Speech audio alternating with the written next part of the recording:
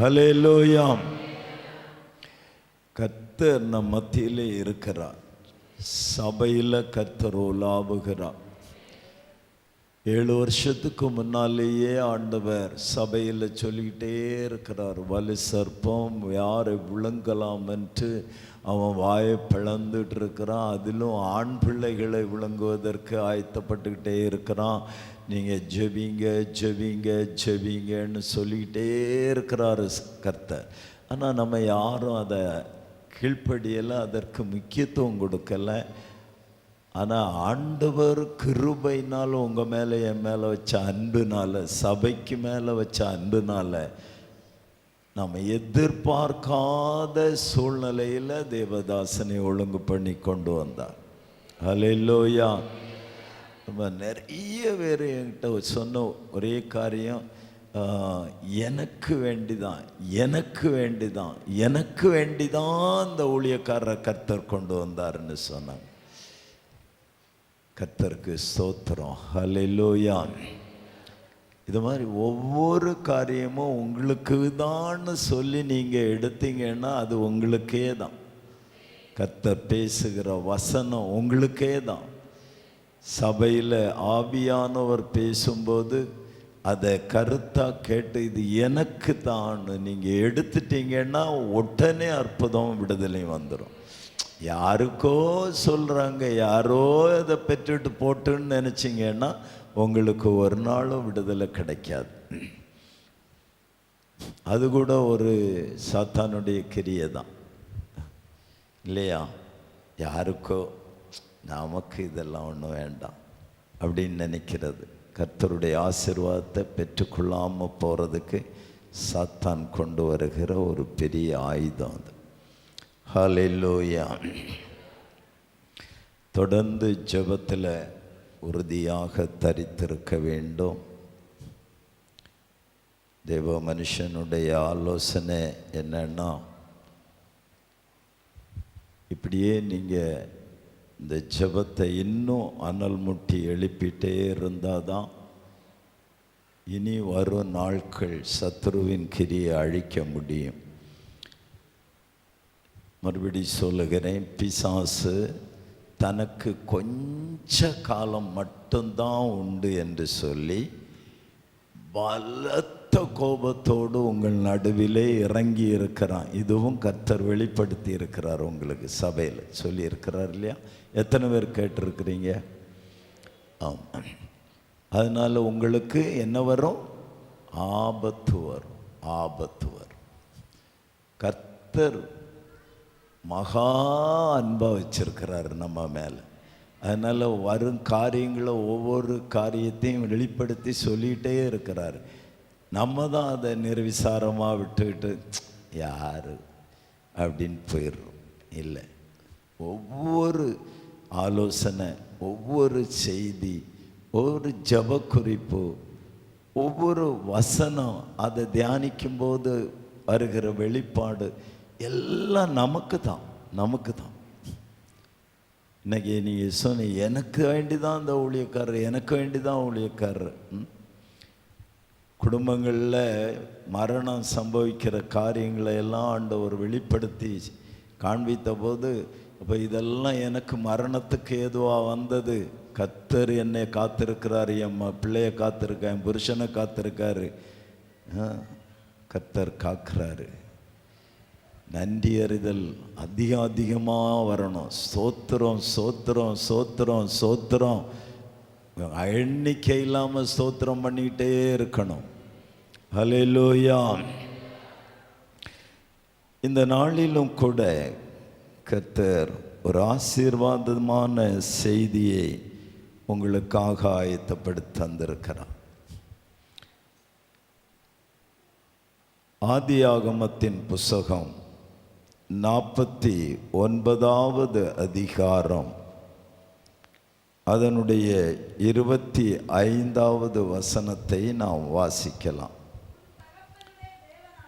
உன் தகப்பனுடைய தேவனாலே அப்படி ஆயிற்று, அவர் உனக்கு துணையாயிருப்பார், சர்வ வல்லவராலே அப்படி ஆயிற்று. அவர் உயர வானத்திலிருந்து உண்டாகும் ஆசீர்வாதங்களினாலும் கீழே ஆழத்தில் உண்டாகும் ஆசீர்வாதங்களினாலும் ஸ்தனங்களுக்கும் கர்ப்பங்களுக்கும் உரிய ஆசீர்வாதங்களினாலும் உன்னை ஆசீர்வதிப்பார். ஹல்லேலூயா, ஹல்லேலூயா. உன் தகப்பனுடைய தேவனாலே அப்படி ஆயிற்று. அவர் உனக்கு துணையாயிருப்பார். சர்வ வல்லவராலே அப்படி ஆயிற்று. அவர் உயர வானத்திலிருந்து உண்டாகும் ஆசீர்வாதங்களினாலும் கீழே ஆழத்தில் உண்டாகும் ஆசீர்வாதங்களினாலும் ஸ்தனங்களுக்கும் கர்ப்பங்களுக்கும் உரிய ஆசீர்வாதங்களினாலும் உன்னை ஆசீர்வதிப்பார். ஆமாம், பக்கத்தில் இருக்கவங்களை கையை பிடிச்சு கர்த்தர் உங்களை ஆசீர்வதிப்பார். நல்லா சொல்லுங்களேன், சந்தோஷமாக தான் சொல்லுங்களேன். மற்றவங்களை ஆசீர்வதிக்கிறது நமக்கு ஆசீர்வாதம். ஹல்லேலூயா, ஹல்லேலூயா. என கருமையானவர்களே, இந்த ஆசீர்வாதம் யாராலே நமக்கு கிடைக்கிறது? தகப்பனுடைய தேவனாலே. ஹல்லேலூயா. பிள்ளைகள், வாலிப பிள்ளைகள் புரிந்து கொள்ள வேண்டும். இந்த ஆசீர்வாதம் ஏன் அப்பாவும் அம்மாவும் கர்த்தரை தேடினதுனால கிடைச்சது? சொல்லுங்க, நல்லா சொல்லுங்க. நீங்க சொல்லுங்க, பின்னால் இருக்கிறவங்க நீங்க சொல்லுங்க. உங்க அப்பாவும் அம்மாவும் கர்த்தரை தேடி வந்து கர்த்தருக்கு ஒப்பு கொடுத்ததுனால உனக்கு இன்னைக்கு ஆசீர்வாதம். ஹல்லேலூயா. 1ஆம் வசனத்தை வாசிங்க. 49:1. யாக்கோபு தன் குமாரரை அழைத்து, நீங்கள் கூடி வாருங்கள், கடைசி நாட்களில்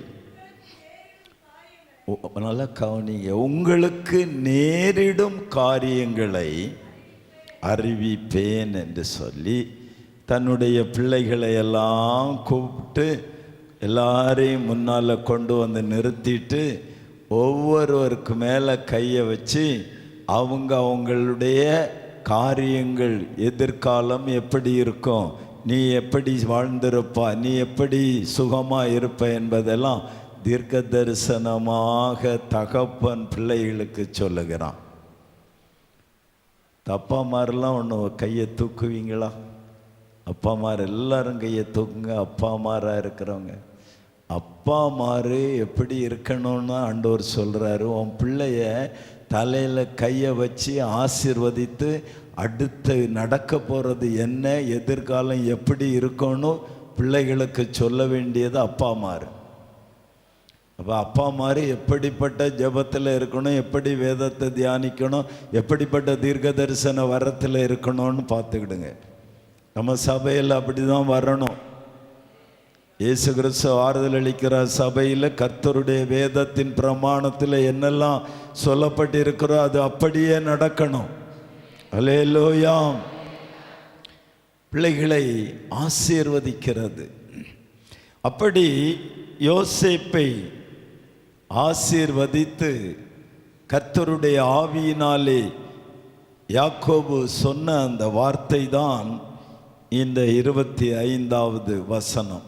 ஹல்லேலூயா, ஹல்லேலூயா. எனக்கு அருமையானவர்களே, அந்த வசனத்திலே முதலாவது ஆசீர்வாதம் சொல்லப்பட்டிருக்கிறது என்ன?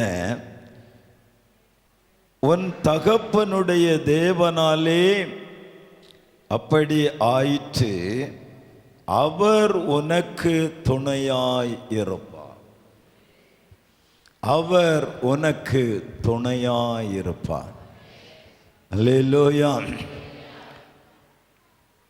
இன்னைக்கு ஜெபம் கொஞ்ச நேரம் ஜெபிக்கணும்.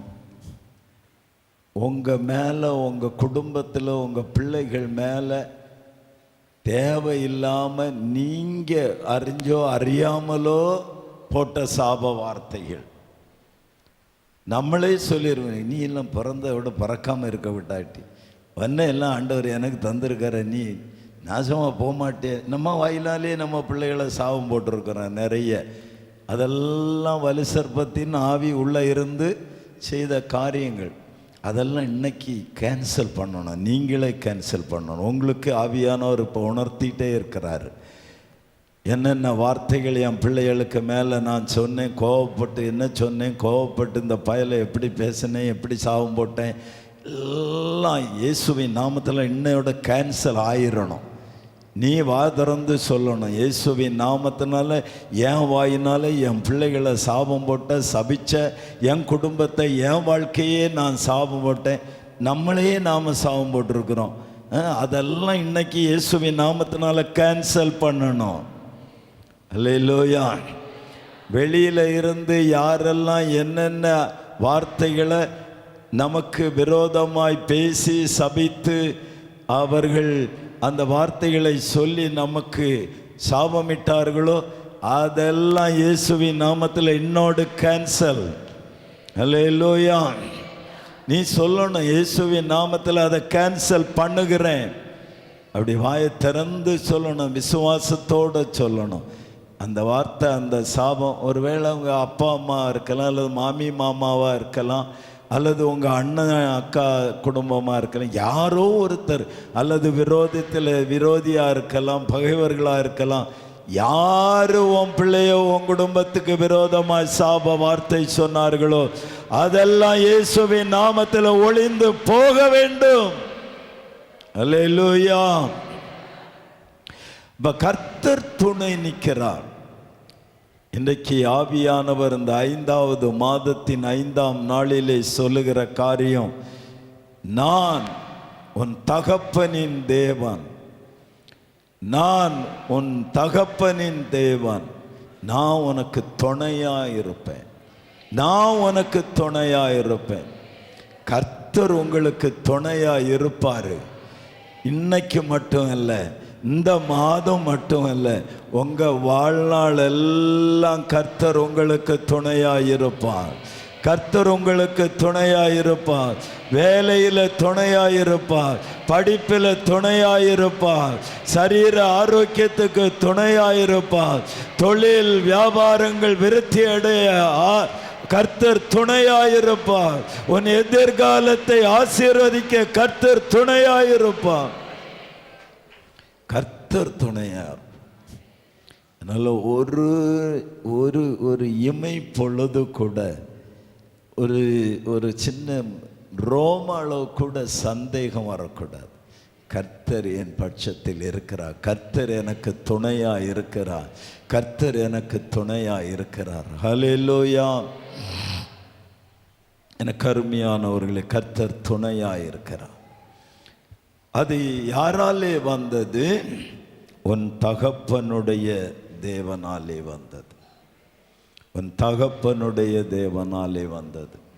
என் ஆவியில் பலமாக அழுத்தி ஆவியானவர் உணர்த்துகிற காரியம், இன்னைக்கு தகப்பன்மார் உண்மையாக கர்த்தரிடத்தில் அர்ப்பணிச்சணும் உங்களை. ஏன்னா நீங்கள் தான் உங்கள் குடும்பத்துக்கு ஆசீர்வாதம், தகப்பன்மார் தான் ஆசீர்வாதம். அதனால் நீங்கள் ஆராதிக்கிற, நீங்கள் சேவிக்கிற கர்த்தர் தேவன் உங்கள் சந்ததிகளை எல்லாம் ஆசீர்வதிக்க நீங்கள் பரிபூர்ணமாக கர்த்தரிடத்தில் ஒப்பு கொடுக்கணும்.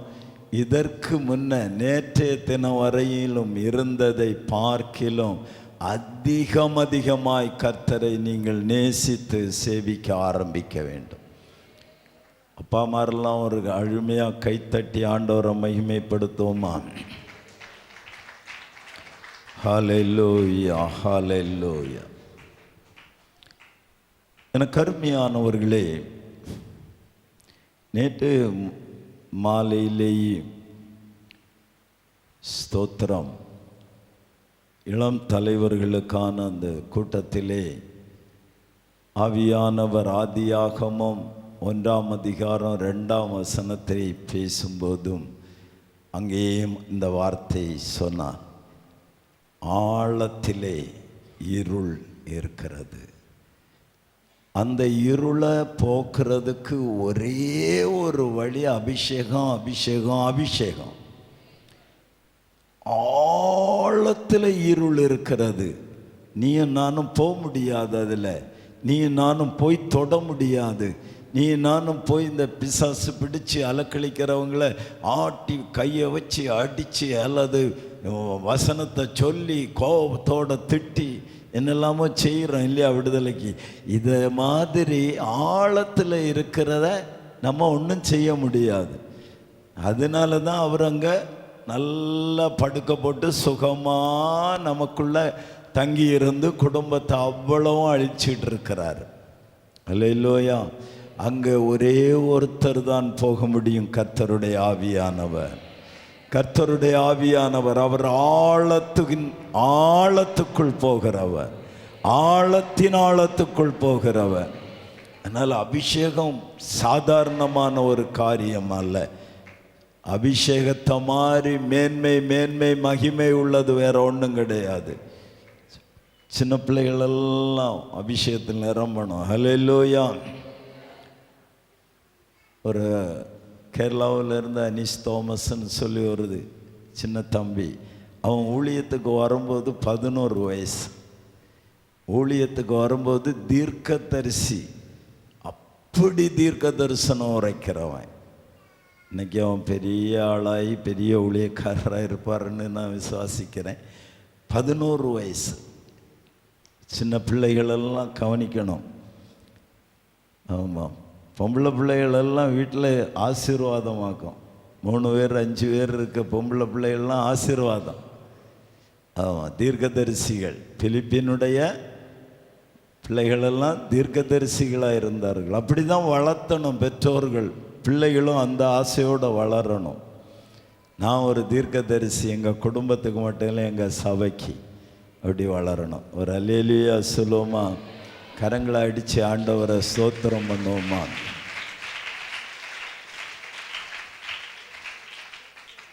ஆண்டவர் இந்த வசனத்திலே 3 ஆசீர்வாதங்களை வைத்திருக்கிறார். முதலாவது, வானங்களில் இருந்து வருகிற ஆசீர்வாதம். அவர் உனக்கு துணை இருப்பார். சர்வ வல்லவராலே அப்படி ஆயிற்று. அவர் உயர வானத்திலிருந்து உண்டாகும் ஆசீர்வாதங்களினாலும் உன்னை ஆசீர்வதிப்பார். முதலாவது ஆசீர்வாதம் எங்கிருந்து வருகிறது? வானங்களிலிருந்து வருகிறது. வானங்களிலிருந்து வருகிறது. வானத்திலிருந்து வருகிற ஆசீர்வாதம் மட்டும் பார்த்தோன்னு சொன்னால் நிறைய இருக்குது. ஆனால் இன்று கர்த்தருடைய ஆவியானோர் சபைக்கு சொல்ல கொடுத்த 3 காரியங்கள். முதலாவது, வானத்திலிருந்து வருகிற ஆசீர்வாதம் என்ன? உபாகமம் 28ஆம் அதிகாரம் 12ஆம் வசனத்தை வாசிக்கலாம். ஏற்ற காலத்தில் உன் தேசத்தில் மழை பெய்யும், நீ கையிட்டு செய்யும் வேலைகளை எல்லாம் ஆசீர்வதிக்கவும் கர்த்தர் உனக்கு தமது நல்ல பொக்கிஷ சாலையாகிய வானத்தை திறப்பார். அல்லேலூயா. முதலாவது, கர்த்தர் வானத்தை திறந்து உங்களுக்கு தரப்போகிற ஆசீர்வாதம் நல்ல மழை. இப்போ நமக்கு எதிர்பார்ப்பெல்லாம் மழை. ஐயோ, அக்கினி நட்சத்திரம்னு எல்லாம் தவிச்சிட்டு இருக்கிறோம் இல்லையா? ஆண்டவர் சொல்லுகிறார், உனக்கு நல்ல மழையை தருவேன். ஆசீர்வாதமான மழை பெய்யும். ஆபத்தை உண்டாக்குகிற மழை அல்ல, நாசத்தை உண்டாக்குகிற மழையல்ல, சேதத்தை உண்டு பண்ணுகிற மழையல்ல.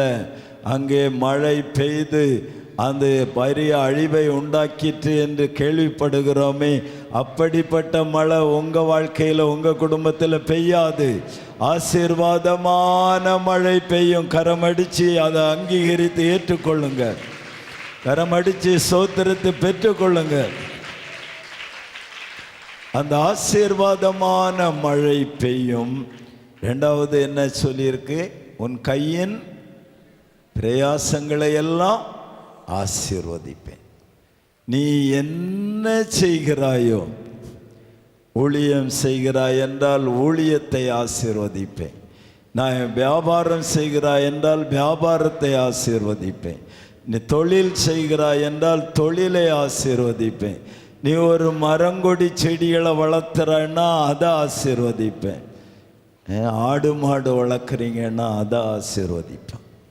நீ கையிட்டு செய்கிற எந்த வேலையும், ஒருவேளை அரசாங்க உத்தியோகமோ கம்பெனியில் தனியார் வேலையோ, நீ எந்த வேலை செய்தாலும் கர்த்தர் அதை ஆசீர்வதிப்பார். விசுவாசிக்கிறவங்க கரமடித்து அதை பெற்றுக்கொள்ளலாம். அதை நீங்கள் சுதந்திரித்து கொள்ளலாம். சோத்திரம் சோத்திரம் சோத்திரம். ஒன்றாவது அந்த வசனத்தில் என்ன சொல்லப்பட்டிருக்கிறது? வாசிங்க மறுபடியும். மழை பெய்யும், ஆசீர்வதிப்பார், தமது நல்ல பொக்கிஷ சாலையாகிய வானத்தை திறப்பார். மேலே அப்படியே கண்ணை ஏறெடுத்து பார்த்துங்க. வானத்தில் கர்த்தருடைய பொக்கிஷ சாலை இருக்கிறது. கர்த்தருடைய பொக்கிஷ சாலை இருக்கிறது. அது நல்ல பொக்கிஷ சாலை. பக்கத்தில் இருக்க கையை பிடிச்சி நல்லா சொல்லுங்க, கர்த்தர் நல்ல பொக்கிஷ சாலையை வச்சிருக்காரு. அதை உனக்காக திறப்பாரு. அதை உனக்காக திறப்பாரு. அதை உனக்காக திறப்பாரு. அதை உனக்காக திறப்பாரு. வானம் திறக்கப்பட்டிருக்கிறது. வானம் திறக்கப்பட்டிருக்கிறது. இப்போ பொக்கிஷ சாலையிலிருந்து உங்களுக்கான ஆசீர்வாதம் இறங்கி கொண்டிருக்கிறது. என் ஆவியிலே நான் அதை பார்க்கிறேன். கர்த்தர் அந்த ஆசீர்வாதத்தால் உன்னை நிரப்பி கொண்டிருக்கிறார். யார் யாரெல்லாம் விசுவாசித்து ஸ்தோத்திரம் பண்ணுகிறீர்களோ அவர்களுக்கெல்லாம் அது சொந்தமாகிறது. ஸ்தோத்திரம் ஸ்தோத்திரம் ஸ்தோத்திரம் ஸ்தோத்திரம். நல்ல பொக்கிஷ சாலையாகிய வானத்தை திறப்பா. நீ அநேக ஜாதிகளுக்கு கடன் கொடுப்பாய், நீயோ கடன் வாங்க மாட்டாய். சொல்லுங்க, பக்கத்தில் இருக்கவங்கள சொல்லு, கையை பிடிச்சு சொல்லுங்க, நீயோ கடன் வாங்க மாட்ட. அநேக ஜாதிகளுக்கு கடன் கொடுப்ப. அநேக ஜாதிகளுக்கு கடன் கொடுப்ப. அநேக ஜாதிகளுக்கு கடன் கொடுப்ப. இன்னைக்கு நீ வட்டிக்கு கடன் வாங்கின, நீ வட்டி வாங்காம கடன் கொடுப்ப. ஆமென், ஹல்லேலூயா. கருமையானவர்களே, வானத்திலிருந்து இத்தனை ஆசீர்வாதங்களை கர்த்தர் உங்களுக்கு தருகிறார். என் அன்பு சகோதரா, உனக்கு தருகிறார். என் அன்பு சகோதரி, உனக்கு தருகிறார். என் அருமையான மக்களை உங்களுக்கு தருகிறார். என் அன்பு தாயே, தகப்பனே, உங்களுக்கு தருகிறார்.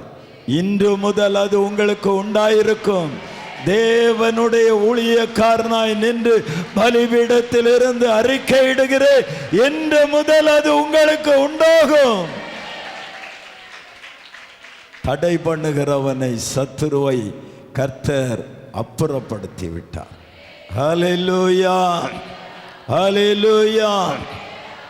என கருமையானவர்களே, ஆண்டவர் முதலாவது வானத்திலிருந்து இந்த பொக்கிஷ சாலையை திறந்து ஆண்டவர் அநேக ஜாதிகளுக்கு கடன் கொடுக்கும்படி உன்னை ஆசீர்வதிக்க போகிறான். ஆண்டவர் மழையை பொழிந்து தானிய விளைச்சல்களை எல்லாம் ஏற்படுத்தி உன் களஞ்சியங்களை எல்லாம் பெரிதாக்கி நிரப்ப போகிறார். ஹல்லேலூயா. நீ கையிட்டு செய்கிற எல்லா வேலையிலும் கர்த்தர் உன்னை ஆசீர்வதிப்பார். இனி வருமானம் வரும், இனி வீட்டுக்கு வருமானம் வரும், இனி வீட்டுக்கு வருமானம் வரும். இனி நீ செய்கிற வேலை ஒன்றும் வீணாய் போவது இல்லை. ஹல்லேலூயா, ஹல்லேலூயா. இரண்டாவது வானத்திலிருந்து என்ன ஆசீர்வாதம்? அப்போஸ்தலர் 2ஆம் அதிகாரம் 1 முதல் 4 வரைக்கும் உள்ள வசனங்களை வாசிக்கலாம்.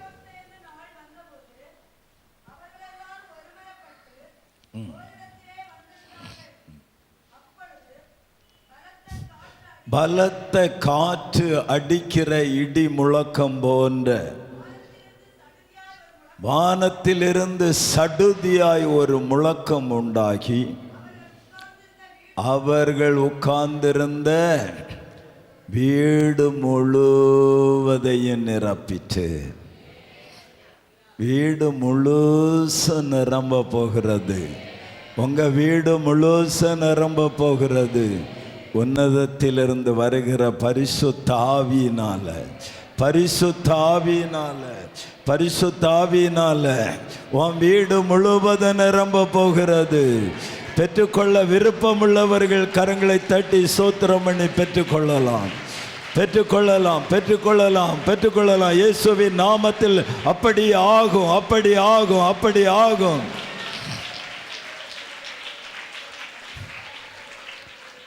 இனி நீ வீட்டுக்குள்ள கால் வச்சு கதவை திறந்து உள்ள போகும்போது வேறு எந்த ஆவியும் அந்த வீட்டுக்குள்ள பார்க்க முடியாது. பரிசுத்த ஆவியானவர் தான் உன் வீட்டுக்குள்ள இருப்பார். உன் வீட்டில் எந்த அறையை போய் திறந்தாலும் பரிசுத்த ஆவியானவர் அங்கே இருப்பார். எந்த மந்திரவாதமும், எந்த பில்லி சுனியுமே, எந்த ஏவலின் ஆவியும் இனி உன் வீட்டுக்குள்ள வராது, வராது, வராது, வராது. ஹல்லேலூயா. எனக்கு அருமையானவர்களே, பரிசுத்த ஆவியினால நிரப்புகிற அபிஷேகம் வானத்திலிருந்து தான் அது உங்களுக்கும் எனக்கும் அருளப்படுகிறது. ஆண்டவராகிய இயேசு கிறிஸ்து உயிர்த்தெழுந்து பரலோகத்துக்கு ஏறி போய் அவர் பரிசுத்த ஆவியை பெற்று உங்களுக்கும் எனக்கும் பொழிந்தருளி இருக்கிறார். ஹல்லேலூயா. யார் யாரெல்லாம் அதை விசுவாசித்து எனக்காக பரலோகத்திலிருந்து பரிசுத்த ஆவியை பெற்று பொழிந்தருளி இருக்கிறார் என்று விசுவாசித்து அதை சுதந்திரிக்க முடியுமோ அப்படி நீங்கள் சுதந்திரிச்சிருக்கலாம். ஹல்லேலூயா. இன்னைக்கு ஆவியானவர் மறுபடியும் என் வாயில் அந்த வார்த்தை தான் தந்துகிட்டே இருக்கிறார். யார் யாருக்கு சுதந்திரிக்க முடியுமோ நீங்கள் சுதந்திரிச்சிருங்க. ஆசீர்வாதம் அப்படியே இறங்கி வந்திருக்குது, அபிஷேகம் இறங்கி வந்திருக்குது. எனக்கு வேணும்னு சொல்லி நீ பெற்றுக்கிட்டா அது உனக்கு தான் இன்னைக்கு, உனக்கு தான் இன்னைக்கு. கரமடிச்சு நீ ஸ்தோத்திரம் பண்ணி பெற்றுக்க, பெற்றுக்க, பெற்றுக்க. ஸ்தோத்திரம், ஸ்தோத்திரம், ஸ்தோத்திரம், ஸ்தோத்திரம், ஸ்தோத்திரம், ஸ்தோத்திரம். அப்ப வானத்திலிருந்து கர்த்தர் உங்களுக்கு இன்று தருகிற ஆசீர்வாதம் பரிசுத்த ஆவியின் அபிஷேகம். பரிசுத்த ஆவியின் அபிஷேகம், பரிசுத்த ஆவியானவருடைய அபிஷேகம் உங்களுக்குள் இருந்தால் ஆடு மேய்க்கிறவன் அரண்மனைக்கு வந்து விடலாம். பரிசுத்த ஆவி மட்டும் உங்களுக்குள்ளே இருந்தால் அடிமையாய் பிடித்து கொண்டு போனப்பட்டவன் அரசாளுகிறவனாய் மாறிவிடலாம். பரிசுத்த ஆவி மட்டும் உங்களுக்குள்ளே இருந்து விட்டால் உலகத்தின் இரட்சகர் உங்களுக்குள்ளே பிறந்து அவரை எல்லாருக்கும் கொண்டு போய் கொடுக்கிறவர்களாய் மாறிவிடுவீர்கள். அல்லேலூயா, அல்லேலூயா. பரிசுத்த ஆவியின் அபிஷேகம் வானத்திலிருந்து நமக்கு கிடைக்கிற கர்த்தர் தருகிற ஒரு பெரிய ஆசீர்வாதம். அல்லேலூயா. மூன்றாவது வானத்திலிருந்து வருகிற ஆசீர்வாதம் என்ன? யாத்திராகமம் 16ஆம் அதிகாரம் 4வது வசனத்தை வாசிக்கலாம். அப்பொழுது கர்த்தர் மோசேயை நோக்கி, நான் உங்களுக்கு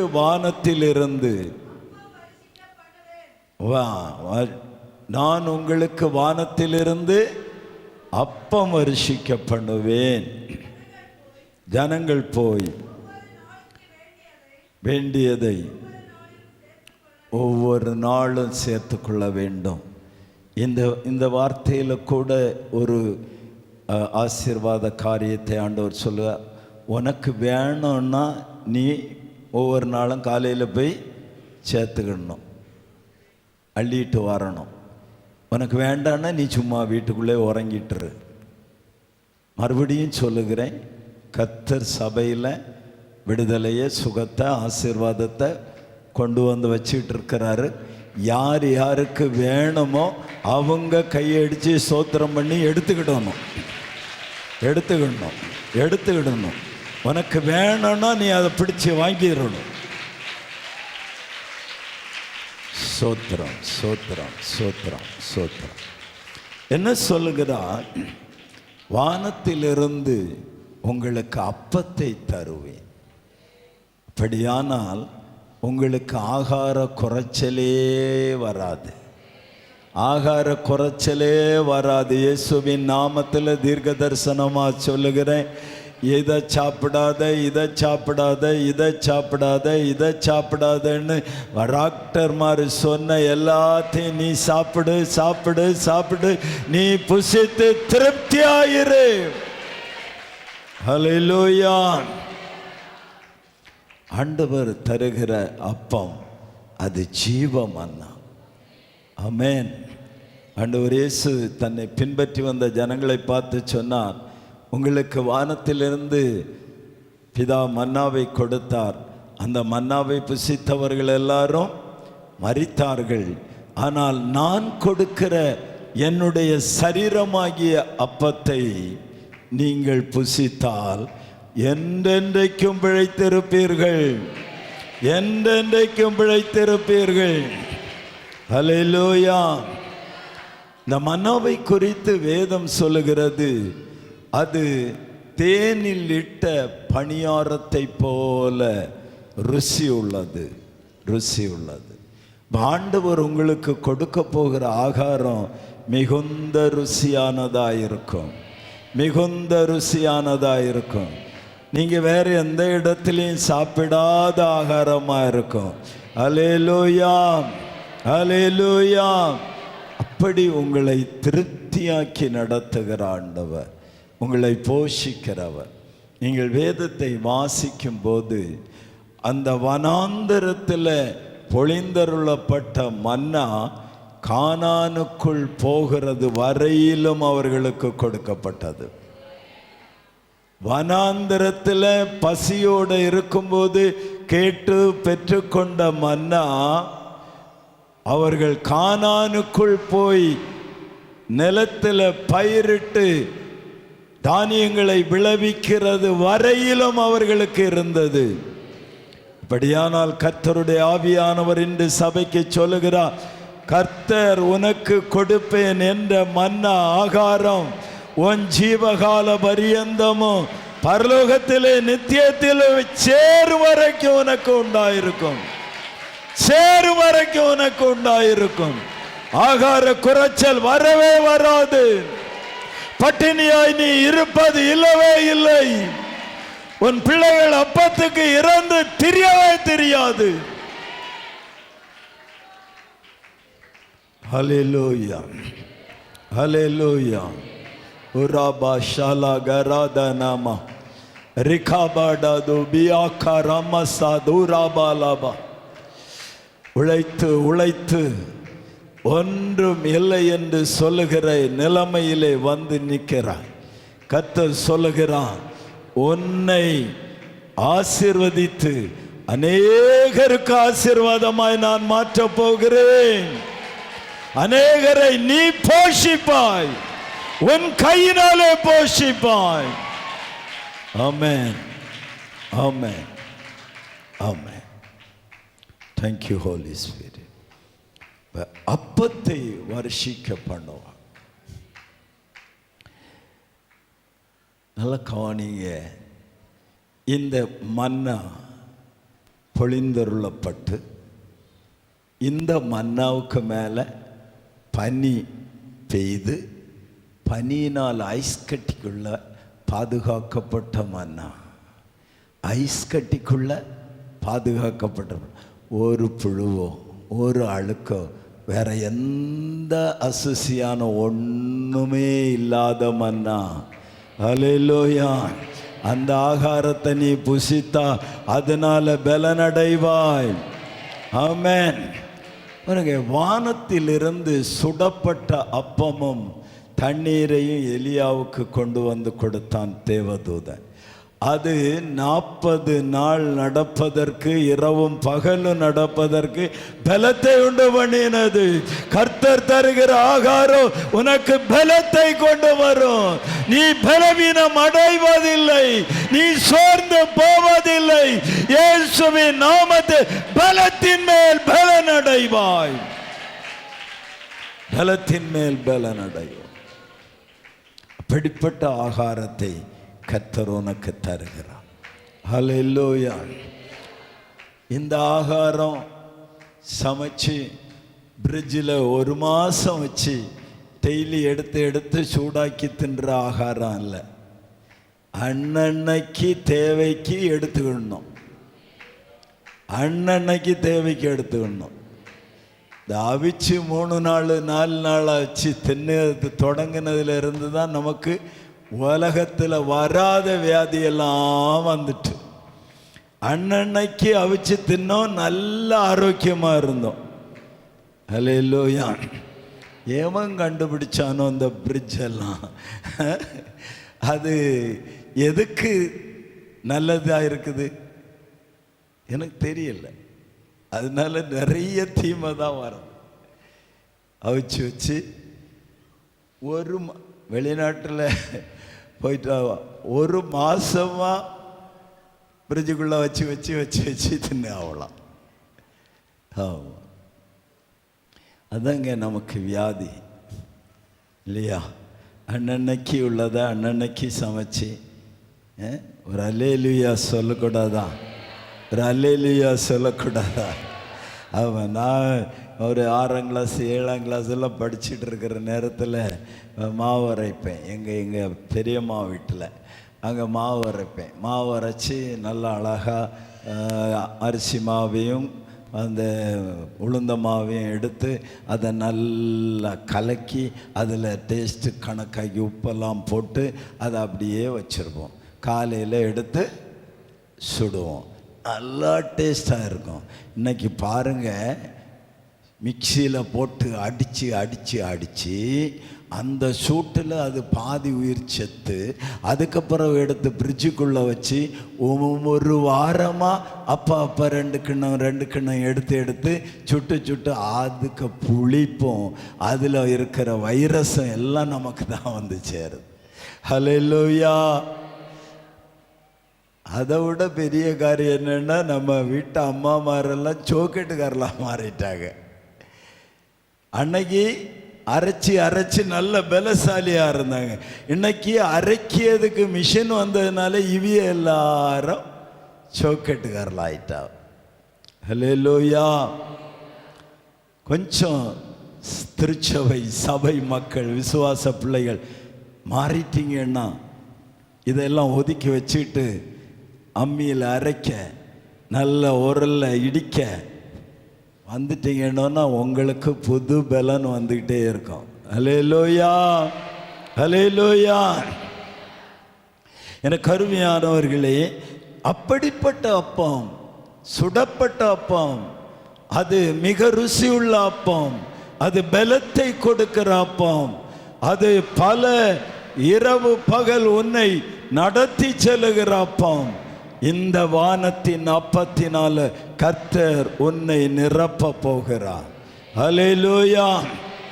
ஆண்டவர் வானத்திலிருந்து இந்த ஆசீர்வாதங்களை தருகிறார். இரண்டாவது அந்த வசனம் என்ன சொல்லுகிறது? ஆழத்தின் கீழே ஆழத்தில் உண்டாகும் ஆசீர்வாதங்களினாலும் உன்னை ஆசீர்வதிப்பேன். ஆழங்களில் உள்ள ஆசீர்வாதம். அல்லேலூயா. பூமிக்கு அடியிலும் ஆழம் இருக்கிறது, கடலின் அடியிலும் ஆழம் இருக்கிறது. அல்லேலூயா. கடல் தொழில் செய்கிறவங்களுக்கு நன்றாய் தெரியும். மேலே வலை வீசணுன்னா சின்ன சின்ன மீன்களை தான் பிடிக்க முடியும். ஆனால் ஆழத்தில் தள்ளி கொண்டு போய் அங்கே வலையை வீசினா பெரிய மீனெல்லாம் பிடிச்சிடலாம். அல்லேலூயா. அதனால தான் ஏசப்பா சொன்னார், நீங்கள் கரையிலேருந்து அங்கே தள்ளிட்டு போய் வலை வீசினதெல்லாம் போகிறோம், ஆழத்துக்கு கொண்டு போ, வலது பக்கத்தில் போடு அப்படின்னு சொன்னார். அல்லேலூயா. அப்போ ஆழத்துக்கு ஒரு அர்த்தம் இருக்கிறது, ஆழத்துக்கு ஒரு ஆசீர்வாதம் இருக்கிறது. கடலின் ஆழத்திலே போகும்போது பெரிய மீன்களை பிடிப்பீர்கள், 2 படகு நிரம்பும்படி பிடிப்பீர்கள். அப்ப 2 மடங்கு ஆசீர்வாதம் உனக்கு உண்டு. இதுவரையிலும் நீ பெற்றுக்கொண்ட நன்மை அல்ல, பெரிய நன்மை. கரமடிச்சு ஆசீர்வாதத்தை சோந்தரி. 2 மடங்கு 2 மடங்கு 2 வள்ளம் அமிழ்ந்து போகிற அளவுக்கு. அல்லேலூயா. கருமையானவர்களே, ஆண்டவர் கடலின் ஆழத்திலே இன்னும் ஆழமாய் போகும்போது நீங்கள் ஸ்தோத்திரம். தூத்துக்குடிக்கு போனால் தெரியும், தூத்துக்குடியில் முத்து குளிக்கிறார்கள். ஆழத்தில் முத்துக்கள் இருக்கிறது. விலை உயர்ந்த நன்மைகள், விலை உயர்ந்த ஆசீர்வாதம், விலை உயர்ந்த ஆசீர்வாதம். ஆமென். ஹல்லேலூயா, ஹல்லேலூயா. கர்த்தர் தம்முடைய பிள்ளைகளை ஆசீர்வதிக்கும் போது விலை உயர்ந்த ஆசீர்வாதங்களால் தான் நிரப்புகிறார். ஹல்லேலூயா, ஹல்லேலூயா. நம்முடைய வாழ்க்கையில் நாம் அதை விரும்பணும். பாருங்க, விரும்பணும். ஏதாவது ஒரு டேப் ரெக்கார்டு கிடைச்சா போகிறோம், ஏதாவது ஒரு என்னது வீடியோ கிடைச்சா போகிறோம் அப்படின்னு நினச்சோன்னா எல்லாத்துலேயும் மிக மிக மோசமானதான் நமக்கு கிடைக்கும். ஆனால் நாம் ஆண்டவர் எப்படிப்பட்டவர்? உயர்ந்தவர், உன்னதமானவர், மிக மிக சிறந்தவர். அவர் தருகிறதெல்லாம் சிறந்ததாக தான் இருக்கும். நீ கேட்கும் போதே அவரிடத்துல மிக உயர்ந்த சிறந்ததை கேட்கணும். எனக்கு இதெல்லாம் வேண்டாம் ஆண்டவர், எனக்கு இப்படி தான் வேணும், இப்படி தான் வேணும். அந்த தகுதியும் இருக்கணும் இல்லையா? நாமளும் அவருக்கு பிள்ளையா உரிமையோடு கேட்கறதுக்கு, உரிமையோடு போய் எடுக்கிறதுக்கு உரிமைப்பட்டவர்களாக மாறி இருக்கணும். உலகத்துக்குள்ளே பிசாத்தானுக்கு வேலையும் செய்துட்டு பிசாசுக சிநேகிதர்களுக்கு கூட நடந்துக்கிட்டு எனக்கு உயர்ந்தது வேணும்னா கிடைக்காது. அதெல்லாம் தூக்கி வீசி எறிந்துட்டு கர்த்தரை உறுதியாக பற்றி பிடிச்சிட்டு அவர் சமூகத்தில் இரவும் பகலும் முழங்கால நின்று சிறந்ததை தாரும், சிறந்ததை தாரும், சிறந்ததை தாரும், நான் உம்முடைய பிள்ளை, நான் உம்முடைய பிள்ளை, நான் உம்முடைய பிள்ளைன்னு சொல்லிக்கிட்டே இரு. சிறந்தது வரும், சிறந்தது வரும், சிறந்தது வரும். ஆவியான மறுபடி அந்த வார்த்தையை சொல்லுகிறார். சிறந்தது வரும் உனக்கு. நீ எதிர்பார்த்ததை விட, நீ விரும்பினதை விட, நீ பார்க்காத கேட்காத சிறந்தது கர்த்தர் உனக்கு தரப்போகிறார். ஆமென். ஹல்லேலூயா, ஹல்லேலூயா. டேப் ரெக்கார்டரை பார்த்ததே இல்லை. டேப் ரெக்கார்டர் எப்படி இருக்கும்னு தெரியாது. அநேகர் டேப் ரெக்கார்டரை வச்சு பாட்டு கேட்டேன் அப்படிலாம் சொல்லும்போது மனசுக்குள்ளே அப்படி ஒரு ஆசை இருக்கும். ஆனாலும் அதை வாங்கிறதுக்கு ஒரு கழிவும் கிடையாது, அதை வாங்கிறதுக்கு தெரியவும் தெரியாது. அப்படிப்பட்ட ஒரு நாளில் ஆண்டவர் ஒரு மனைவிக்கு தெரிந்த ஒரு நல்ல ஒரு சிநேகிதர், அவளோடு வேலை பார்த்தவர், அவரை எங்கள் வீட்டுக்கு கொண்டு வந்தார். அப்போ இந்த ஓட்ட கூரை தான், வீட்டுக்குள்ளே இருந்து பார்த்தா வானையெல்லாம் தெரியும், அந்த கூரை வீடு தான், சாணி பூசின தரை தான். அவர் ஜெர்மன் தேசத்தில் வேலை பார்த்துட்டு பெரிய உயர்ந்த நிலைமையில் இருக்கிறவர். வீட்டில் வந்தால் அவருக்கு உட்கார்றதுக்கு ஒரு சேர் கூட போட கிடையாது அன்னைக்கு. அப்படிப்பட்ட நிலைமையில் அவர் வந்தார். அவரை எப்படியோ உட்கார வச்சோம். அப்படி வந்து எல்லாம் பார்த்துட்டு அவர் போகும்போது சொன்னார், ஃபஸ்ட்டு நீங்கள் ஒரு நாள் எங்கள் வீட்டுக்கு வாங்க அப்படின்னு சொன்னார். ஏன் சொன்னார், எதுக்கு சொன்னாருன்னெல்லாம் தெரியாது. நானும் போனேன். அவர் ஒரு புதிய மேட் இன் ஜெர்மனி பெஸ்ட்டு, அன்னைக்கு இருந்ததில் உலகத்திலே best tape recorder, double tape recorder with recording பண்ணக்கூடியது, அப்படியெல்லாம் விசேஷ அமைப்போட அன்னைக்கு கொடுத்தார். ஆண்டவர் தந்தது பெஸ்ட். ஹல்லேலூயா. நான் கொண்டு வந்து என்னுடைய சகோதரர் இன்ஜினியர் இருக்கிறார், அவர்கிட்ட கொண்டு போய் கொடுத்து, ஜெர்மன் செட்டே கிடைக்காது, உங்களுக்கு கர்த்தர் பெரிய இதை கொடுத்துருக்கிறாரு, ஜெர்மனியில் பொருட்களே அவ்வளவு ரேராக்கம் கிடைக்கிது அப்படின்லாம் சொன்னாங்க. அது இன்றைக்கும் அவர்கிட்ட தான் இருக்குது. ஒரு சின்ன ரிப்பேர் ஆகிட்டு அதை சரி பண்ண முடியாமல் அங்கேயே இருக்குது, அவரே வச்சிருக்கிறாரு. ஹல்லேலூயா. எனக்கு அருமையான தேவனுடைய பிள்ளையே, நான் ஆசைப்பட்டேன் ஒரு நாள் அதை எடுத்துகிட்டு வந்து நமக்கு ஒரு ஷோகேஷில் வைக்கணும். இது கர்த்தர் எனக்கு முதல்ல கொடுத்த கிஃப்டாக்கா அப்படின்னு சொல்லிட்டு சமீபத்தில் போய் பார்த்தோம். அவர் வீட்டில் ஒழுகி அதெல்லாம் நாசாகி அப்படி இருக்குது. ஐயோ, அது ஒழுங்காக சரியாகாமல் இருந்தாலும் நல்லா இருந்திருக்காதான்னு யோசித்தேன். போகட்டும், நல்லது. கர்த்தர் நமக்கு கொடுக்கிறது நேர்த்தியானதை தான் கொடுப்பார். ஒரு கணவனை கொடுத்தாலும் நேர்த்தியாக தான் கொடுப்பார், ஒரு மனைவியை கொடுத்தாலும் நேர்த்தியாக தான் கொடுப்பார், ஒரு பிள்ளையை கொடுத்தாலும் நேர்த்தியாக தான் கொடுப்பார். அல்லேலூயா, அல்லேலூயா. ஒரு வீட்டை கொடுத்தாலும் நேர்த்தியாய் கொடுப்பார், ஒரு காரை கொடுத்தாலும் நேர்த்தியாய் கொடுப்பார். உன்னுடைய பரம தகப்பன் பரலோக தேவன் உனக்கு தருவது எல்லாம் மிக சிறந்ததாயிருக்கும், மிக சிறந்ததாயிருக்கும். என கருமையான கர்த்தருடைய பிள்ளை, ஆண்டவர் பூமியின் ஆழத்தில் இருக்கிறதை எல்லாம் நமக்கு கொடுக்கிறார். கடலின் ஆழத்தில் இருக்கிறது, பூமியின் ஆழத்தில் இருக்கிறது. பூமிக்கு ஆழத்திலே பொக்கிஷம் இருக்கிறது, புதையல் இருக்கிறது.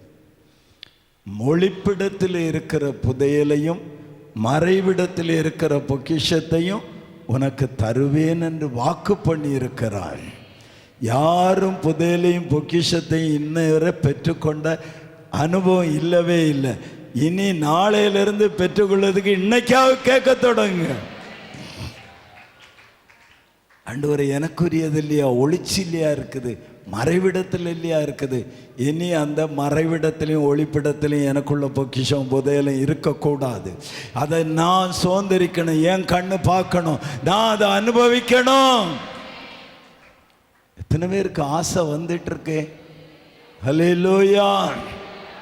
எனக்கு அருமையான கர்த்தருடைய பிள்ளை, ஆண்டவராகிய கர்த்தர் உண்மை உள்ளவர் சொன்னால் சொன்னதுதான். ஆமென்.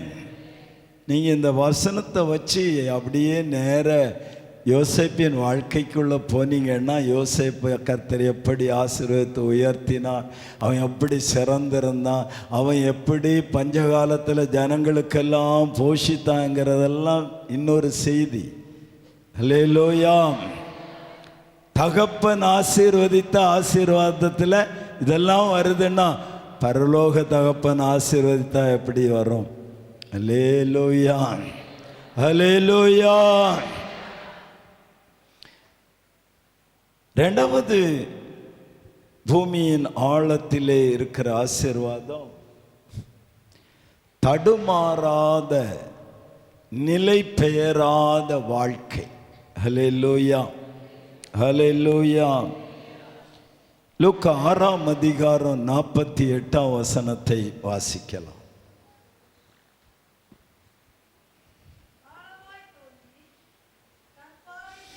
ஆழமாய் தோண்டி அஸ்திபாரம் போடுகிற இருக்கிறான். பெரு வெள்ளம் வந்து நீரோட்டம் வந்து வீட்டின் மேல் மோதி அதை அசைக்க கூடாது இருந்தது. ஏனென்றால் கன்மலையின் மேல் அஸ்திபாரம் போட்டு கட்டப்பட்டது. ஆழத்திலே அஸ்திபாரம் போட்டு கட்டுகிற வீடு அது மேலே இருந்து வருகிற தாக்குதலிலும் பக்கத்தில் இருந்து வருகிற தாக்குதலிலும் அடியிலிருந்து வருகிற தாக்குதலிலும் ஒரு சேதமும் அடையாமல் அசையாமல் இருக்கும். உன் குடும்பம், உன் வாழ்க்கை, உன் தொழில், உன் வியாபாரம், உன் கையின் வேலை, உன்னுடைய ஆஸ்தி சம்பத்து எல்லாமே கர்த்தருக்குள் ஆழமாய் நீ வேரூன்றி கட்டியிருப்பாயானால் அது இந்த உலகத்தில் ஏதாலும் அசைக்க முடியாது. எந்த சாத்தானாலும் அசைக்க முடியாது.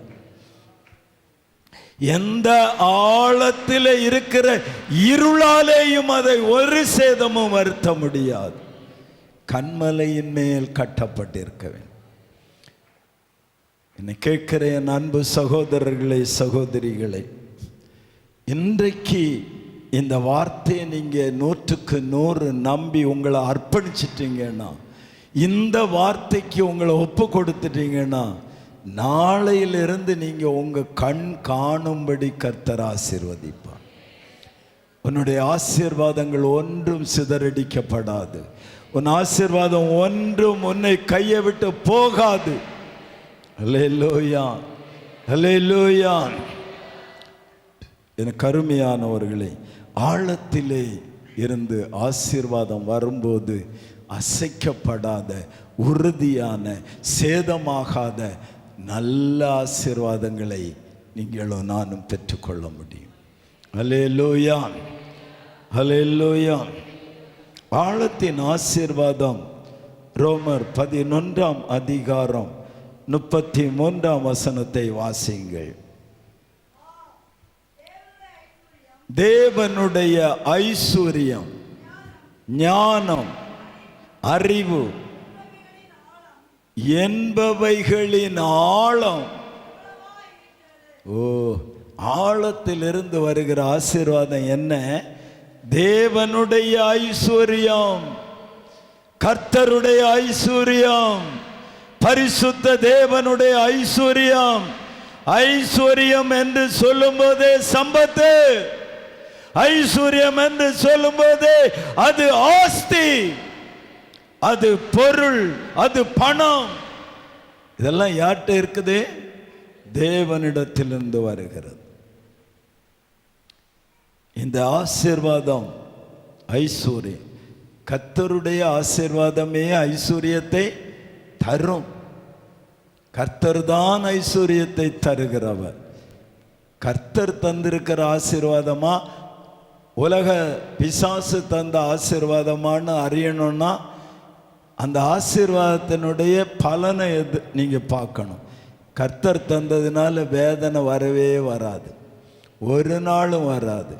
கர்த்தர் தந்த ஆசீர்வாதம்னா அதில் செழிப்பு, வளர்ச்சி பெருகிட்டே இருக்கும். சாத்தான் தருகிற ஆசீர்வாதம் குறைஞ்சிட்டே போவோம்.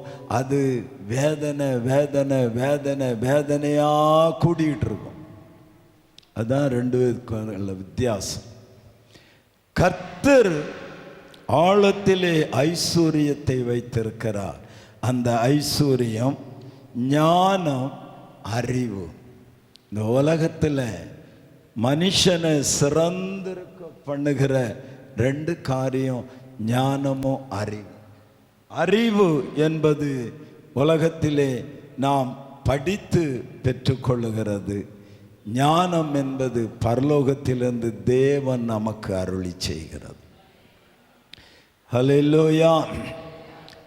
அஸ்ட்ராலஜி படித்தவர்கள், சாஸ்திரம் படித்தவர்கள், நிறைய புஸ்தகங்களை வாசித்து அந்த படிப்பு அறிவிலே தேறினவர்களெல்லாம் நேபுகாத்து நேச்சாருடைய அரண்மனையிலே இருக்கிறார்கள். ஜாதகம் பார்க்கிறவர்கள், நாள் கிழமைகளை குறித்து கொடுக்கிறவர்கள், நல்லது காலம் கெட்ட காலங்களை எல்லாம் பகுத்து சொல்லுகிறவர்கள் எல்லாரும் அங்கே இருக்கிறார்கள். சம்பளத்துக்கு வேலைக்காரர்களாக இருக்கிறார்கள். ராஜா சொப்பனம் பார்த்தார். சொப்பனத்தை பார்த்த ராஜாவுக்கு உறக்கம் வரவில்லை, கலக்கம் வந்தது. கலங்கி போன ராஜா எல்லா நிமித்திகர்களையும், எல்லா சாஸ்திரிகளையும், எல்லா அஸ்ட்ராஜலை எல்லாம் கூப்பிட்டார். எல்லாம் வாருங்க எல்லாம் கூப்பிட்டு, நான் ஒரு கனவு கண்டேன், அந்த கனவுல எனக்கு பயம் உண்டாயிற்று, நான் இப்போ கலங்கி போயிருக்கிறேன், எனக்கு அதுக்கு அர்த்தம் சொல்லுங்க அப்படின்னு சொன்னான். உடனே அவர்கள் சொன்னார்கள், ராஜா கனவை ஒன்று சொல்லுங்களேன், நீங்கள் பார்த்த சொப்பனத்தை ஒன்று சொல்லுங்களேன். அவருக்கு தெரிஞ்சும் இந்த பயிலும் எல்லாம் நம்மளை ஏமாத்துகிற ஆளுகளாக்கும்.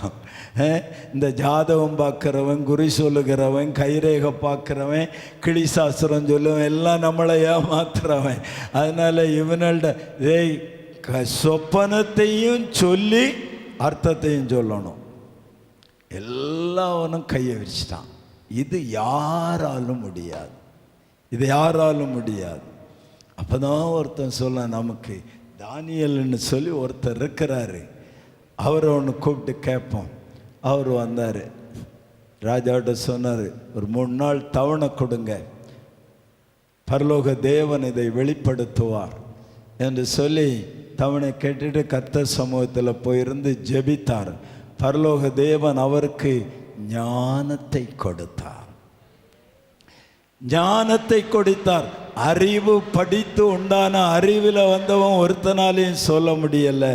சொப்பனத்தையும் சொல்லி சொப்பனத்துக்கு விளக்கத்தையும் சொல்லி கொடுத்தார். அதனால தான் தானியேலை அவர் தேசத்தில் உயர்த்தி வைத்தார். எனக்கு அருமையான கர்த்தருடைய பிள்ளையே, தேவன் தம்முடைய ஞானத்தை உங்களுக்கு தந்தால் உங்களை கர்த்தர் இருக்கிற ஸ்தானத்தில் உயர்த்துவார், இருக்கிற இடத்துல உயர்த்துவார், இருக்கிற குடும்பத்தில் உயர்த்துவார், படிப்பில் உயர்த்துவார், வேலையில் உயர்த்துவார், சகல விதமான ஆசீர்வாதங்களிலும் சிறந்திருக்க செய்வார். அல்லேலூயா, அல்லேலூயா. சும்மா சாதாரண படிப்பு படிச்சுட்டு வெளிநாட்டில் போய் கர்த்தர் கூட இருந்ததுனால என்னெல்லாமோ படிக்க வச்சு, எதெல்லாமோ ஞானத்தை கொடுத்து உயர்த்தி வச்சிருக்கிறாரு. ஆளை பார்த்தா ஒரு சின்ன பயலை மாதிரி தான் இருக்குவார் இல்லையா? இந்த பயலுக்கு இந்த உயர்வா, இந்த பயலுக்கு இவ்வளவு சம்பளமா? கர்த்தர் கூட இருந்தால் அதெல்லாம் கிடைக்கும். அல்லேலூயா. ஞானத்தை கேட்கணும். ஞானத்தில் குறையுள்ளவன் சம்பூர்ணமாய் கொடுக்கிற கர்த்தரிடத்திலே கேட்கணும். இன்னைக்கு வீட்டுக்கு வந்து கல்யாணம் பண்ணி வந்த உடனே குடும்பம் நடத்த தெரியாது, ஒரு டீ போட தெரியாது, ஒரு கஞ்சி வைக்க தெரியாது, ஒரு சமையல் அறையில் போய் என்னெல்லாம் சமையலுக்கு எடுத்து வைக்கணும்னு தெரியாது.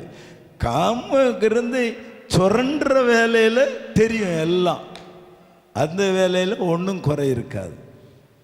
ஆனால் வீட்டுக்கு தேவையான இதை சுரண்டிக்கிட்டே இருந்தால் சாப்பாடா கிடைக்குமா? இதை சுரண்டிக்கிட்டே, நான் அதுக்கு வச்சிருக்கிற பேர் இந்த நாய் சுரண்டுற வேலை. நாய் பரண்டும் பார்த்தீங்களா? இந்த நாய் பரண்டுற வேலை தான் அதில் சுரண்டுது. என் பிள்ளைகள் யாரும் அதை செய்யக்கூடாது. அல்லேலூயா. என் அப்பா பரிசுத்தராக இருக்கிறார்.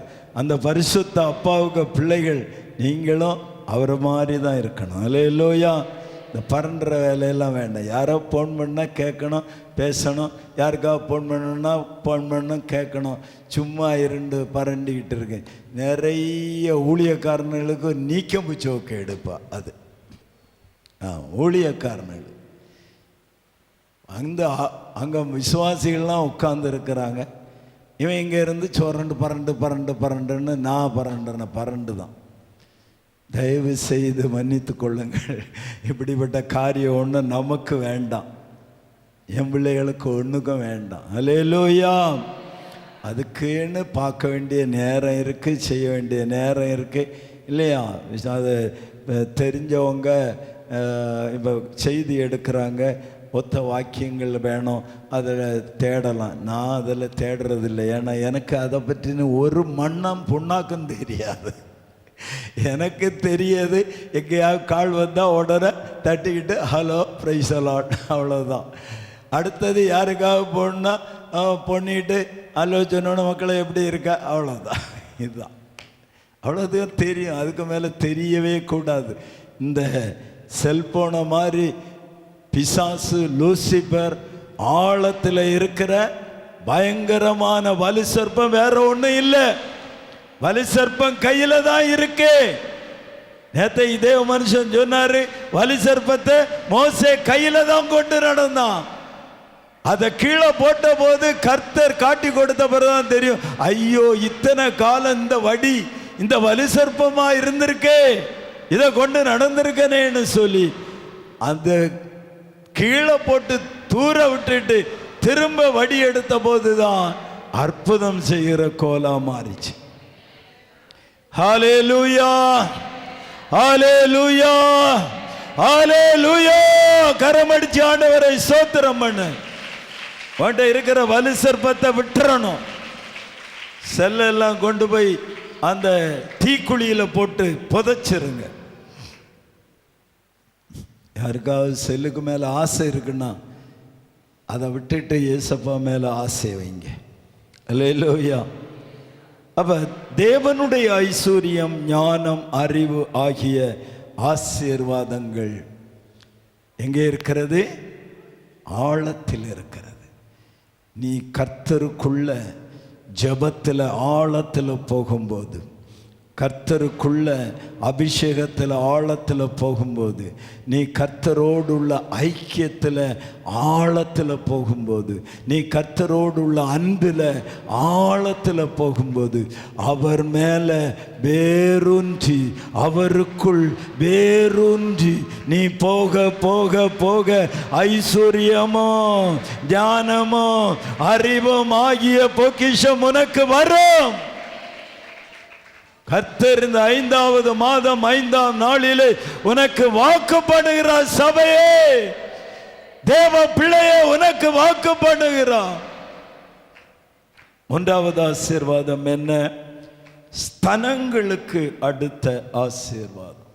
ஸ்தனங்களுக்கு அடுத்த ஆசீர்வாதம். ஸ்தனங்களுக்கு அடுத்த ஆசீர்வாதம் என்பது நல்ல மனைவி,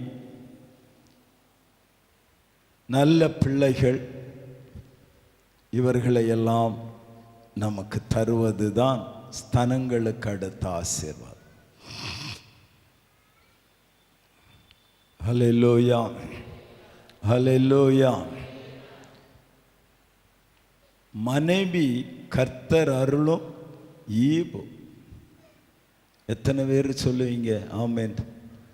புருஷமார் ஹல்லேலூயா. மனைவி கர்த்தர் அருளுகிற ஈவும். அதை கர்த்தர் அருளினது, கர்த்தர் தந்ததுன்னு எந்த புருஷன் நினைக்கிறானோ அவன் பாக்கியவான். ஹல்லேலூயா. அப்போ ஒரு நல்ல மனைவி, நல்ல புத்தியுள்ள மனைவி, நல்ல ஞானமுள்ள மனைவி, அந்த மனைவியை உடையவன் தான் ஸ்தனங்களுக்கு அடுத்த ஆசீர்வாதத்தை பெற்றுக்கொண்டவன். எனக்கு அருமையானவர்களே, புத்தி உள்ள மனைவி தன் வீட்டை கட்டுகிறாள், புத்தி இல்லாதவளோ தன் கையினாலே கட்டினதை இடிக்கிறாள். அதனால தான் என்னமோ உலகத்தான் சொன்ன ஆவதும் பெண்ணால் அழிவதும் பெண்ணாலன்னு சார். ஹல்லேலூயா. இப்போ நான் இப்படி சொல்லுவேன், ஆவது பெண்ணால் அழிவது பெண்ணால் அல்ல. ஹல்லேலூயா. அது சாத்தானால. ஒரு பெண்ணால் ஆக்க முடியும், கட்டி எழுப்ப முடியும்.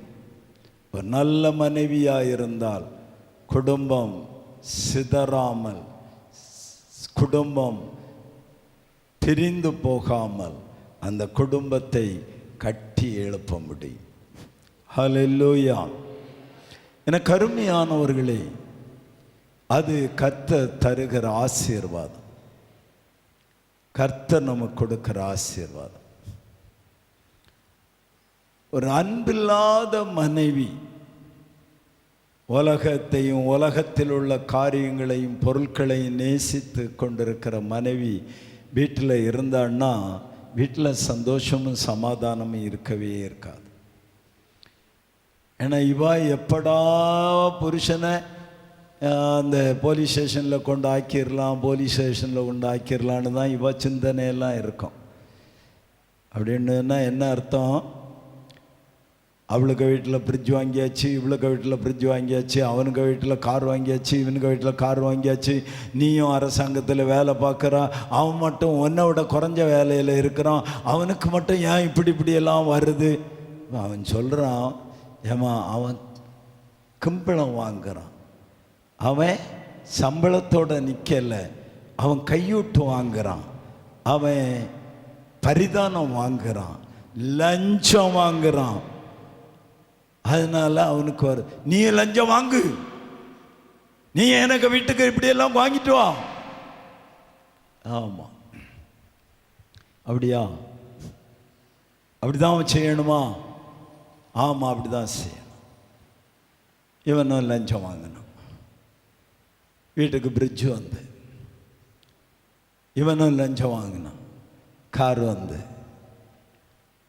கூட போலீஸ் வந்து, இப்போ இவர் லாக்கப்பில்.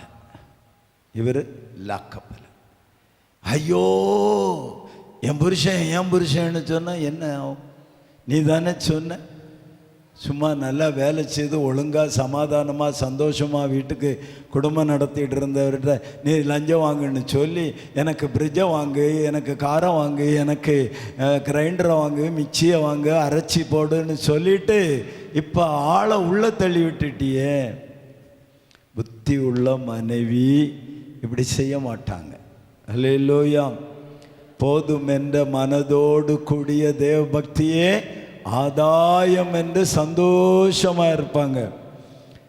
எல்லா இடத்துலையும் கூழு கிடைச்சா போதும், எனக்கு பெரிய ரொட்டி வேண்டாம், கூழு கிடைச்சா போறோன்னு சொல்லியிருப்பேன். சந்தோஷம். அல்லேலூயா.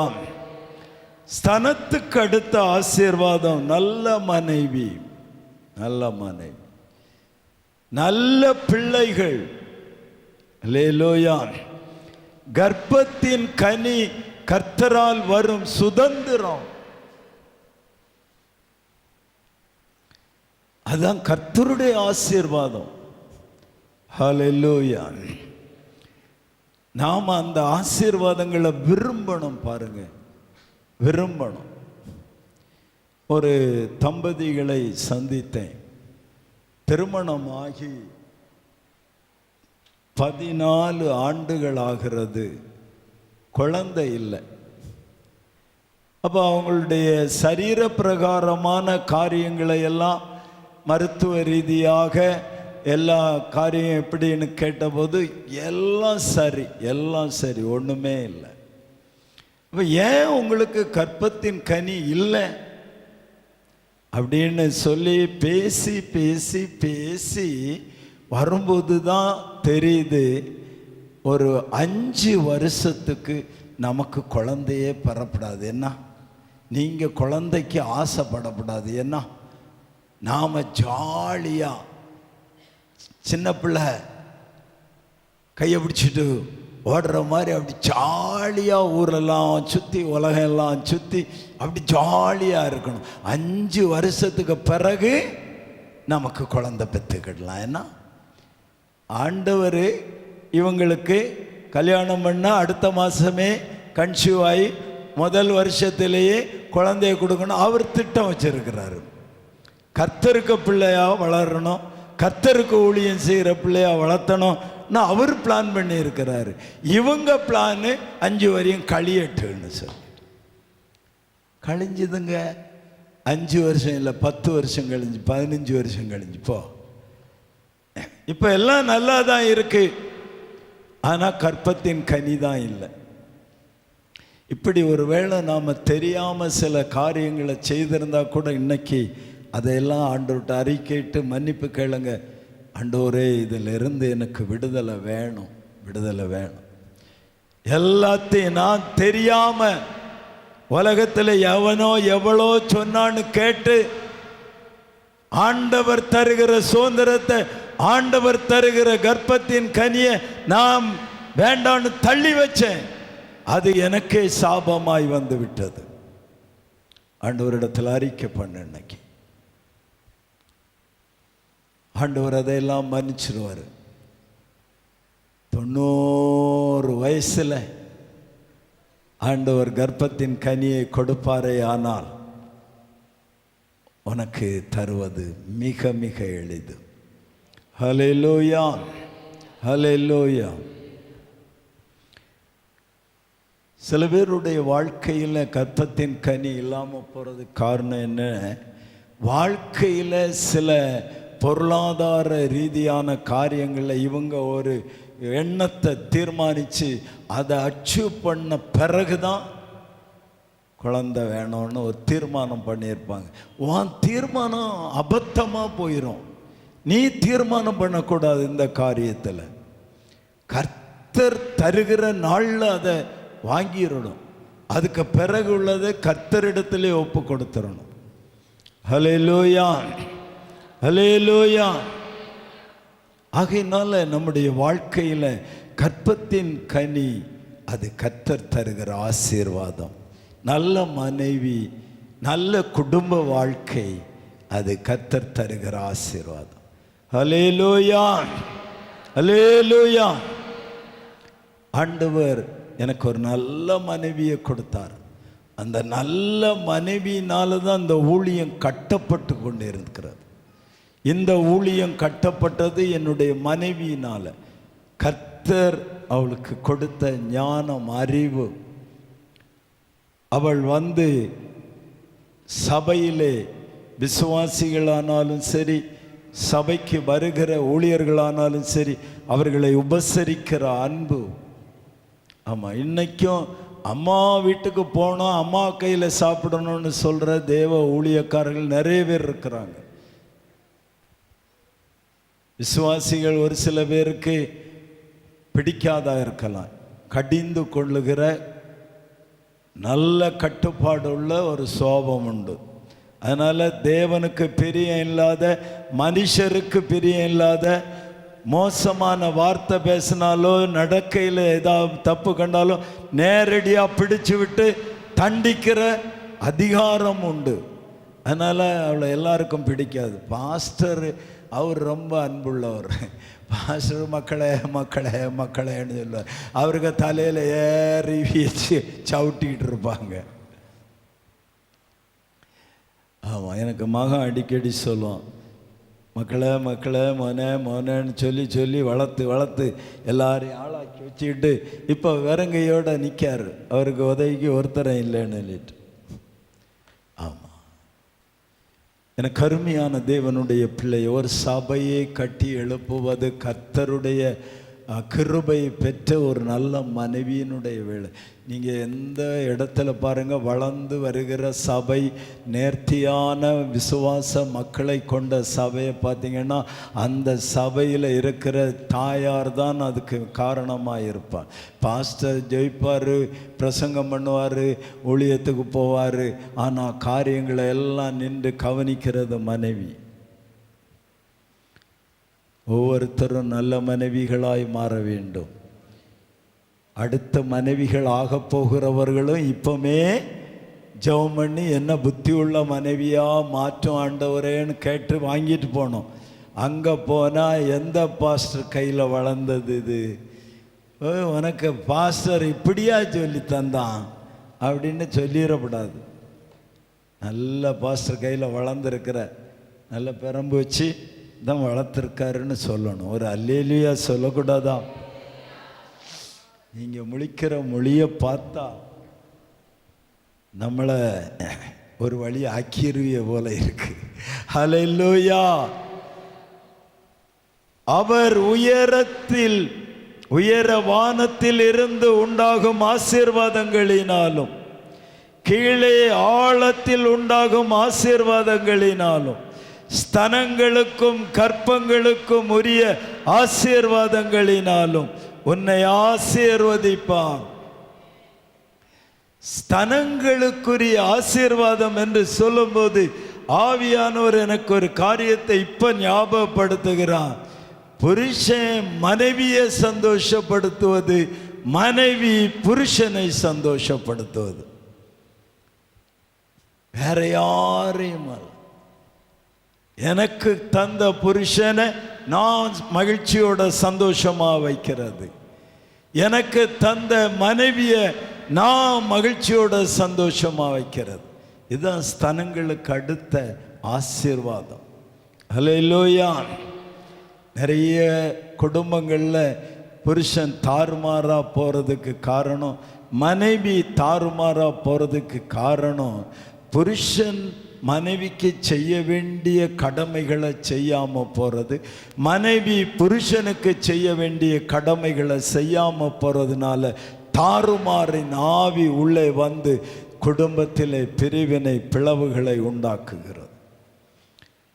கர்த்தர் சொல்லுகிறார், இந்த சபைக்கு சொல்லுகிறார், இங்கே இன்று கூடி வந்து ஆராதிக்கிற உங்களுக்கு சொல்லுகிறார், நேரலையிலே கேட்டுக்கொண்டு இருக்கிற பார்த்து கொண்டு இருக்கிற எல்லாருக்கும் சொல்லுகிறார், உன் குடும்பம் ஸ்தனங்களுக்கு அடுத்த ஆசீர்வாதங்களால் நிறைந்திருக்க வேண்டும், நிறைந்திருக்க வேண்டும். நல்ல மனைவி, நல்ல பிள்ளை, கர்ப்பத்தின் கனிகள். அதுபோல புருஷன் மனைவியை புரிந்து கொண்டு ஒருவருக்கு ஒருவர் செய்ய வேண்டிய கடமைகளை செய்வது. இந்த ஆசீர்வாதங்கள் எல்லாம் இன்று கர்த்தருடைய சபைக்கு உண்டாக போகிறது. இனி வரும் நாட்களில் இதையெல்லாம் நீங்கள் பெற்று அனுபவிக்க போகிறீர்கள். இன்றைக்கு கர்த்தர் அதை உங்களுக்காக ஆயத்தப்படுத்தி கொண்டு வந்திருக்கிறார். பெற்றுக்கொள்ள ரெடியாக இருக்கிறவர்களாம் எழும்பி செபிக்கலாம்.